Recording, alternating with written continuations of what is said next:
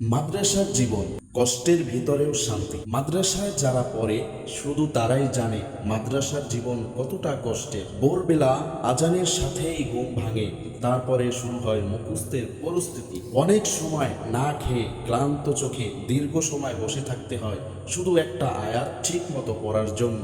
গরমে ঘাম, শীতে ঠান্ডা, আরাম নেই, বিলাসিতাও নেই, আছে শুধু পড়া, নামাজ আর কষ্টে করে মানুষ হওয়ার চেষ্টা। বন্ধুরা যখন ছুটিতে আনন্দে ঘোরে, মাদ্রাসার ছাত্র তখনই চুপচাপ কোরআনের পাতা উল্টায়।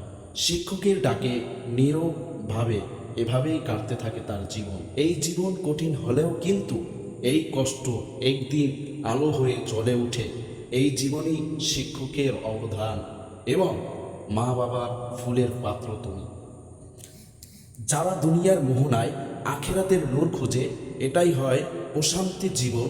যারা খোঁজে শুধু তারাই জানে। ও ছাত্র ভাই, তুমি কি জানো তোমার মা বাবার কি আশা তোমাকে নিয়ে? শুধু তাদের জানাজা নামাজ তুমি পড়াবে, এটাই তাদের আশা। ভিডিওটি দেখার জন্য মাদ্রাসার পক্ষ থেকে আপনাদের সবাইকে শুভেচ্ছা ও অভিনন্দন।